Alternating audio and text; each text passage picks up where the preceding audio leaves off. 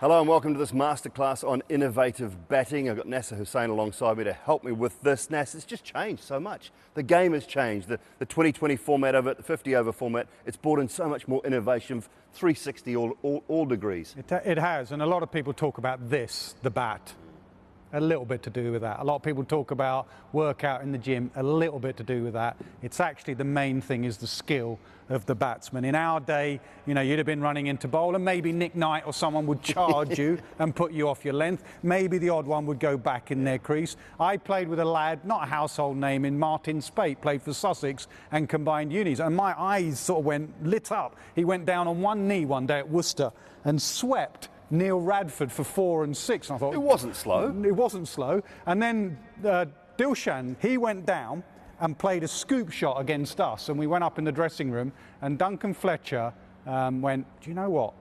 That is a really good shot. You cannot set a field to that. And again, we thought, no, that's got to be high risk. But you look now and nearly every batter can do that.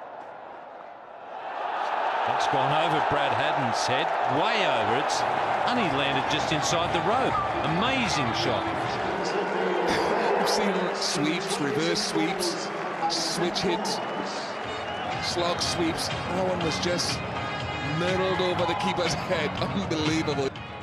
A modern day player is taking risks. And the key thing is, when we look at some of these modern day players, they're hitting the same balls in such different areas. It is incredible, and it's a nightmare, as a bowler, as you know. So there's a drive, then you bowl a similar ball, and it goes over backward square leg for 4. There's one going to third man, there's one going to fine leg. So you then suddenly think as a captain, I've asked my bowler to bowl exactly where I want him to, or her, and then it suddenly disappears all over the place. And the other thing with some of these is bat speed. Look at that one there. Some of the bat speed they have now through the ball is remarkable. They just get the hands. So a ball that you get nearly right, we've done some of these on the Yorker, so you get it nearly right, and somehow they get their hands through it and away. It's remarkable. And then you go to what batsmen are trying to do. I mean, from a bowling point of view, the thing I would find the most difficult, I think, is batsmen manipulating the field.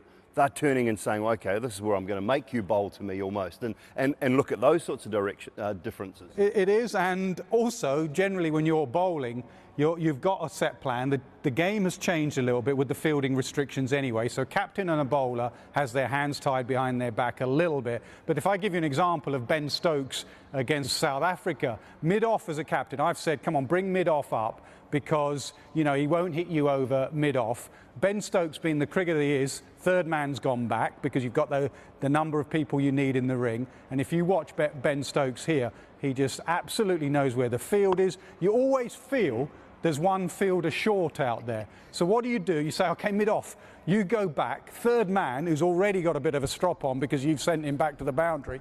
You come up on the single, and then Ben Stokes is good enough to play that sort of shot. So you always, as a captain and a bowler, feel like you're one fielder short with these batsmen nowadays.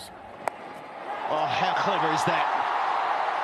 Gee, that is a good shot. That is so clever. It's risky, but it played perfectly into his hands. Look at the balance from Dhoni. Great innovation, great stroke. You know, I went back to those players I named that might charge or go back in the crease. What they do very well now is they are able to hit 360. They can sweep.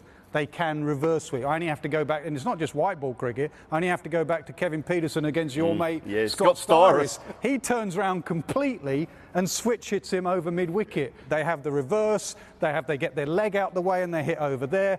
You know, they have their uppercut over there. One of the keys to that one, is it getting low? I mean, the helmet's made a huge difference in the game of cricket. We've seen guys get hit regularly, but getting low and you can almost get your face in the way, can't you, and getting low for that scoop. It's been brave. Yeah. So when we did try it all those years ago, we used to go like that, but we used to do that because we bottled it. Yeah. And then you are so susceptible being bowled behind your leg. You look at the best ones, and not only do they go down like that, a bowler like you or someone says, he's not scooping me, I'm going to bowl it here. And on some of those examples we saw, they start by thinking, I'm going to hit it here. And they are so cricketing aware now from this position against a fast bowler. You're so aware to go, I'm going to go like that. And you can't do anything about that. One thing is, though, they practice it. And that's the key. They're in the nets, they're practicing it the whole time, and that is the key to the whole situation. It is, and we watch them, don't they? We turn up the day before and you see them You know, we used to be in there like that, getting in, don't get out. Now, I think that's another thing we must mention in this masterclass. That fear of failure has gone. If you look at England winning that World Cup, Owen Morgan and Trevor Bayliss said, just go out and express yourself. If you get out playing one of these shots, don't worry about it. And the best example... Your job's not on the line. No, your place in the team is not on the line. As long as you've practiced it. They did say, did you practice that the game before? Don't just suddenly go to a high-risk shot that you've not practiced. It probably all started with A.B. de Villiers. He was probably the best 360 hitter. And I mentioned England there. I'm going to be a bit of England bias. But look at Jos Buttler here, mate. I mean, this is just phenomenal hitting. Would you say he's one of the best 360? I think so. And something you talked about before as well is, for me, his hands, his wrists, his sort of that flick of the wrist through the ball for Jos Buttler. These sorts of things here, which it's not coached. We normally coach, you know, stay in line, keep that elbow high. He is all about flicking those wrists. He can hit the ball all around the ground, anywhere you like. We talk about 360, A.B. de Villiers, Jos Buttler.